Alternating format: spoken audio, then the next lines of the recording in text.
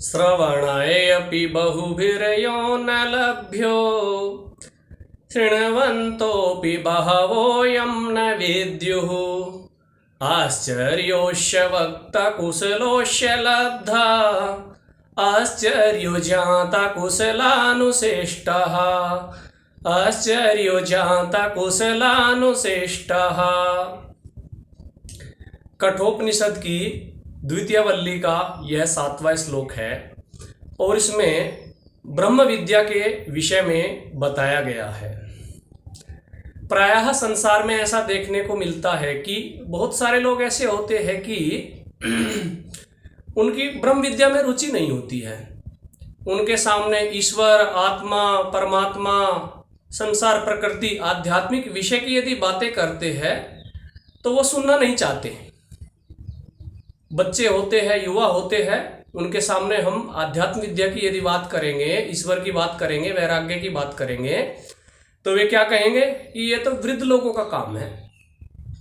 जवान लोगों को तो अभी संसार में खाना है, पीना है, रहना है, कमाना है, अभी संसार देखना है। जवान लोगों को तो अभी तो हम युवा है, ये हमारा काम नहीं, ये तो वृद्धों का काम है। अधिकतर लोगों की ऐसी रुचि देखने को मिलती है ब्रह्म विद्या के विषय में। बहुत सारे वृद्ध होने के बाद भी ब्रह्म विद्या में रुचि नहीं लेते हैं। वो कहते हैं कि हमारे तो बेटे पोते हैं, हम तो उनका ध्यान रखेंगे, उनका लालन पालन करेंगे, क्या मिलेगा, ईश्वर किसने देखा है। उनकी रुचि नहीं होती है आध्यात्म विद्या में, ब्रह्म विद्या में प्रवृत्ति ही नहीं होती है। तो संसार की स्थिति को ही देखते हुए यहाँ यमाचार्य और नचिकेता के बीच में जो ब्रह्म विद्या को लेकर के संवाद चल रहा है, तो यमाचार्य जी नचिकेता को समझा रहे हैं कि श्रवणाय अपि बहुभिर्यो न लभ्यो, कि ये जो ब्रह्म विद्या है बहुत सारे लोगों को तो ये सुनने को भी नहीं मिलती है। श्रवणाय अपि बहुभिर्यो न लभ्यो, ऐसे हजारों लाखों करोड़ों लोग मिलेंगे जिनको ये ब्रह्म विद्या, सच्चे ब्रह्म का ज्ञान, सच्ची ब्रह्म विद्या का जो स्वरूप है वो सुनने को भी नहीं मिलेगा। ना उनकी रुचि होती है, ना उनको सुनने को मिलता। श्रवणाय अपि बहुभिर्यो न लभ्यः, सुनने को ही नहीं मिलता है। फिर आगे कहा है कि कुछ लोग सुन भी लेते हैं, किसी मित्र ने कहा, किसी पड़ोसी ने कहा, किसी भाई ने कहा, अथवा कोई पति अपनी पत्नी को, बच्चों को सत्संग में ले जाते हैं आध्यात्म विद्या सुनाने के लिए, अथवा पत्नी अपने परिवार को, अपने पति को सत्संग में ले जाती है, कोई मित्र ले जाता है, कोई माता पिता अपने बच्चों को ले जाते हैं। तो उनके कहने पर वो आध्यात्म विद्या को सुनने के लिए चले जाते हैं किसी गुरु के पास, जहां अध्यात्म विद्या का जो है प्रवचन हो रहा था। और वहां जाने के बाद क्या होता है, शृण्वन्तोऽपि बहवो यं न विद्युः। तो कुछ लोग ऐसे होते हैं जो सुन तो लेते हैं, किसी के कहने से चले जाते हैं, किसी कारण से उनको जो है ये सुनने को मिल जाती है, लेकिन सुनने के बाद भी शृण्वन्तो अपि बहवो यं न विद्युः, सुनने के बाद भी वो समझ नहीं पाते उस विद्या को। आध्यात्म विद्या उनको समझ में ही नहीं आती। वो सत्संग में जाएंगे, उनकी वहाँ रुचि ही नहीं होगी। जो गुरु, जो आचार्य है, जो धर्म गुरु बता रहा है, उसको सुनने की ना इच्छा होगी, ना उसमें उनकी रुचि होगी। और तो कई लोग तो सत्संग में जो है आध्यात्म विद्या में, ब्रह्म विद्या का जब प्रवचन हो रहा है, जब उसकी कथा कहानी हो रही है, तो सो जाते हैं उस समय। यह रुचि नहीं होती, इधर उधर देखने लगते हैं, किसी दूसरे व्यक्ति के चेहरे को देखने लगते हैं, नहीं तो मंच को ही देखने लगते हैं, कैसा मंच सजा हुआ है, या उस धर्मगुरु के शरीर को देखने लगते हैं, कैसे किस ढंग से बैठ रहा है, कि ढंग से बोलता है, कौन कौन वहाँ है। आसपास के लोगों को देखेंगे, सो जाएंगे, आलस्य प्रमाद करेंगे या उठ करके चले जाएंगे, लेकिन उनकी समझ में वो ब्रह्म विद्या नहीं आती। तो हजारों लाखों लोगों को तो यह ब्रह्म विद्या सुनने को ही नहीं मिलती है, और जिन लोगों को सुनने को मिल जाती है उनकी समझ में नहीं आती है। फिर आगे क्या कहा है, आश्चर्योश्य वक्ता कुशलोश्य लब्धः। अब ये जो ब्रह्म विद्या है, इस ब्रह्म विद्या का उपदेश करने वाला भी संसार में कोई कोई बिरला व्यक्ति ही होता है, कोई कोई बिरला पुरुष ही होता है। हर कोई ब्रह्म विद्या का उपदेश नहीं कर सकता है, क्योंकि ब्रह्म विद्या का उपदेश वही करेगा जिसने इस ब्रह्म विद्या को अपने जीवन में उतारा है, जिसने ब्रह्म विद्या को जिया है, जिसके जीवन में ब्रह्म विद्या है, वही उपदेश कर पाएगा। और ऐसा तो कोई बिरला पुरुष ही होता है जो ब्रह्म के स्वरूप को जानता है, तत्व ज्ञान को जो जानता है, जिसने ईश्वर का साक्षात्कार किया है, जिसने सब शास्त्रों को ठीक ठीक पढ़ा है।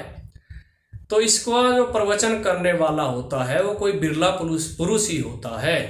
कोई विशेष व्यक्ति ही ब्रह्म विद्या का, आध्यात्म विद्या का उपदेश कर सकता है, जिसने लंबे समय तक, जन्म जन्मांतर तक साधना करके ब्रह्म विद्या को अर्जित किया है।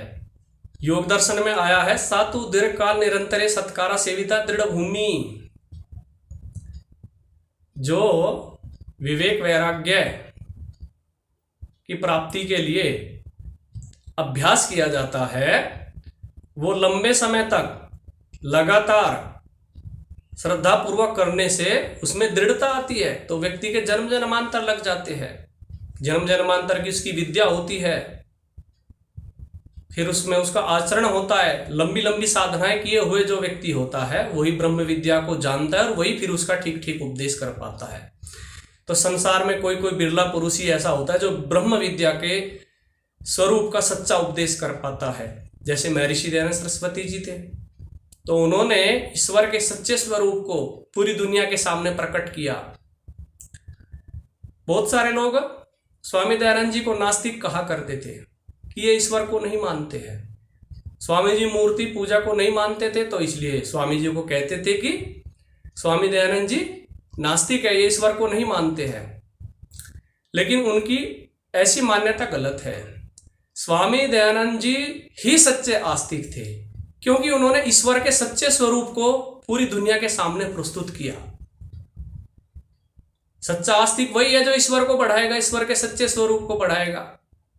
और जो ईश्वर का स्वरूप है ही नहीं उसको दुनिया के सामने बताएगा, तो उसको हम सच्चा आस्तिक कैसे कहेंगे। तो स्वामी दयानंद सरस्वती जी ही सच्चे आस्तिक थे, उन्होंने ईश्वर के स्वरूप को दुनिया के सामने प्रस्तुत किया। तो ऐसा कोई बिरला पुरुष ही होता है जो समय समय पर ब्रह्म विद्या का सच्चा उपदेश करता है। हमारे गुरु जी भी, स्वामी सत्यपति जी भी ब्रह्म विद्या का उपदेश किया करते थे। तो बहुत सारे ऐसे समय समय पर ऋषि हुए हैं जिन्होंने ब्रह्म विद्या को जाना है, अपने जीवन में उसका साक्षात्कार किया है और दूसरों को उपदेश किया है। तो कह रहे हैं कि आश्चर्योश्य वक्ता कुशलोश्य लब्धा। तो इस ब्रह्म विद्या के कहने वाला कोई विरला पुरुष ही होता है, और फिर इसको प्राप्त करने वाला भी कोई विरला पुरुष ही होता है। ब्रह्म विद्या की प्राप्ति सबको नहीं होती है। ब्रह्म विद्या किसी किसी व्यक्ति को जो है प्राप्त हो पाती है। आगे कह रहे आश्चर्य जाता कुशलानुशिष्ट। और इस ब्रह्म विद्या को किसी कुशाग्र बुद्धि, किसी कुशल विशेष, जिसने जन्म जन्मांतर तक विद्या का अभ्यास किया है, जिसने योग अभ्यास किया है, जिसने ईश्वर की भक्ति की है, समाधि लगाई है, ऐसे कुशल बुद्धि वाले ब्राह्मण गुरु के द्वारा ही इसको जाना जा सकता है। अन्य कोई सब इसका उपदेश नहीं दे सकते हैं। तो ब्रह्म विद्या इस संसार में सबसे विशिष्ट है, महत्वपूर्ण है, क्योंकि इससे व्यक्ति के सभी दुख छूट जाते हैं और वह नित्य आनंद की प्राप्ति करता है।